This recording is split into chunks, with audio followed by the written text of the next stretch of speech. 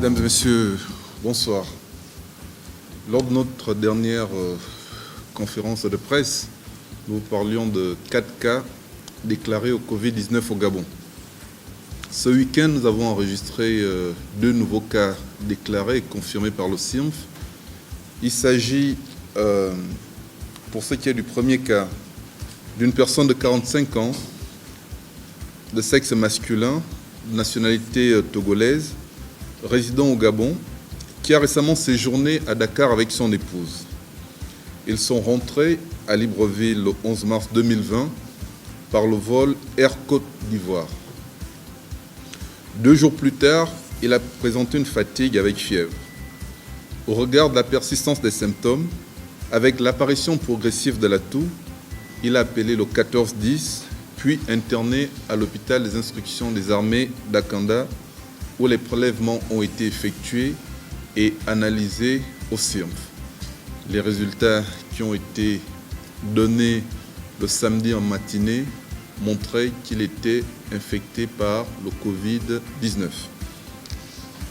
Le deuxième cas est un compatriote de 42 ans qui a présenté, après son retour de France le 19 mars 2020, une toux sèche. Dès son arrivée, il s'est confiné successivement à l'hôtel Hibiscus de Luy, puis à l'hôtel Hibiscus du boulevard Triomphal. Devant la persistance de la toux sèche et l'apparition d'une fièvre, il a appelé le 1410 et une équipe médicale s'est rendue sur place pour assurer son transport et son transfert à l'hôpital des instructions des armées d'Akanda. Ce qui donne un total de 6 cas sur 137 prélèvements effectués, soit un pourcentage de 2,9%. Mesdames et messieurs, il est important de signaler ici qu'il ne s'agit pas ici des personnes qui ont été en contact avec les 4 premiers cas. Il s'agit des personnes qui ont un profil épidémiologique qui n'a aucun lien avec les 4 premiers cas. Les équipes de surveillance épidémiologique continuent à travailler de plein pied. Sur les 4 premiers cas, les équipes ont pu identifier 104 contacts. Sur les 4 premiers cas, les équipes ont pu identifier 104 contacts. 103 ont véritablement été recensés et il y a une personne pour l'instant qui est en train d'être recherchée parce que tout simplement on n'arrive pas à bien l'identifier. Mais les 103 personnes qui ont tous été recensées et identifiées sont aujourd'hui sous assistance médicale. C'est l'occasion ici de préciser qu'il y a aujourd'hui plus de 700 personnes qui sont mobilisées pour la riposte contre le Covid-19. Ce sont des personnes qui travaillent dans la surveillance épidémiologique à la recherche des cas contacts, pour ce qui est de la prise en charge, pour ce qui est de la logistique, parce que derrière ça, il y a toute une lourde logistique qu'il faut assurer. Il y a également les équipes qui travaillent dans tout ce qui est hygiène, assainissement pour la décontamination des services aujourd'hui qui ont reçu les personnes contaminées. Et toute cette organisation se trouve aussi bien à Libreville qu'à l'intérieur du pays, où les équipes qui sont dirigées à l'intérieur du pays par les gouverneurs continuent à travailler d'arrache-pied. Et c'est pourquoi ce matin, nous avons envoyé une équipe à Port-Gentil.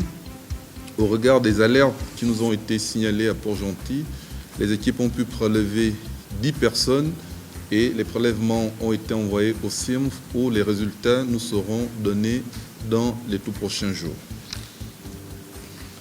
Mesdames et messieurs, ce qu'il faut dire, c'est que la situation, je peux dire, elle est grave parce que en sensiblement 7 jours, en 10 jours, nous enregistrons plus de 6 cas de personnes contaminées par le Covid-19, avec en moyenne une personne qui a été en contact avec une vingtaine de cas contacts et qui sont aujourd'hui en train d'être recherchés. Pour certains, comme je le disais, 103 ont été trouvés. Cela voudrait dire que si nous n'appliquons pas les mesures barrières qui ont été annoncées par le président de la République, chef d'État, nous pouvons nous retrouver dans une flambée épidémique dans notre pays. Nous constatons que malgré les décisions qui ont été prises, malgré les mesures, les gens continuent à circuler, à faire des sorties non essentielles avec des petites balades. Or, l'heure aujourd'hui est au confinement partiel, de rester chez soi et de ne effectuer que des sorties partielles pour pouvoir, comme le gouvernement l'indique, faire un certain nombre d'activités qui, soit au niveau administratif ou bien au niveau de leur activité domestique, permettent peut-être de limiter les mouvements. Nous nous rendons compte que les gens n'appliquent pas ces mesures. Hier, nous avons, à travers les services de police, procédé à l'arrestation d'un pasteur dans la zone de Vendo qui a organisé un culte avec plus de 300 personnes dans cette église. Et lorsque ce pasteur a été arrêté, et ces deux copasteurs, s'il faut le dire ainsi, ils présentaient à l'examen une température autour de 38 ou 39 degrés. Des investigations sont en cours pour savoir est-ce que ce rassemblement n'est pas un rassemblement à risque important qui pourra être à l'origine d'une propagation et d'une contamination de l'épidémie au sein de notre ville.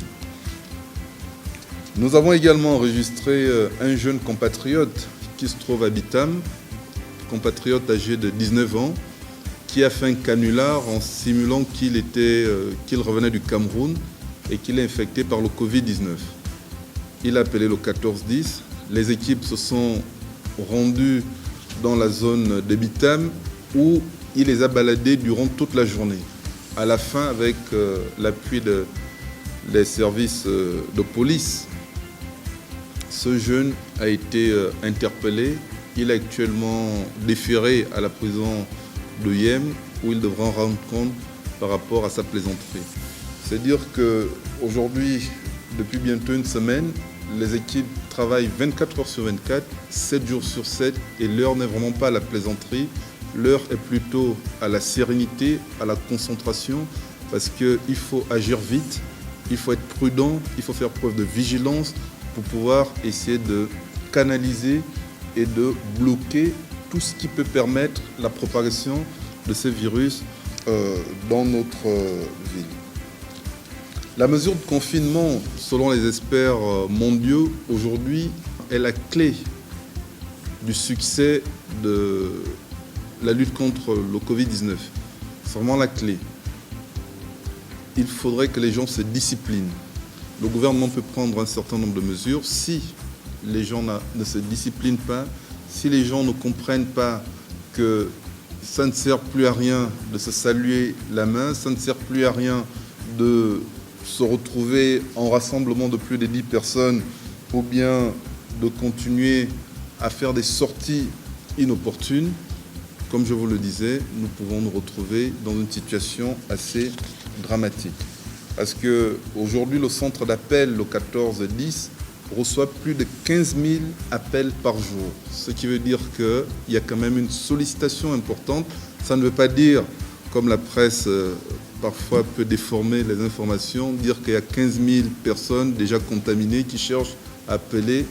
Voilà. Ça veut simplement dire qu'on a des alertes qui sont importantes. Nous avons également des fausses alertes parce qu'aujourd'hui, il y a une certaine psychose qui s'est installée. Le moindre petit rhume est considéré comme une contamination au Covid-19. La moindre petite fièvre est considérée comme une contamination au Covid-19. Vous voyez que tous les 6 cas qui ont été répertoriés sur le plan national, ce sont des cas importés. Donc, dans la notion de l'épidémie à Covid-19, il y a quand même cet aspect qui est très très important, celui d'un voyage récent dans un pays où l'épidémie est déclarée.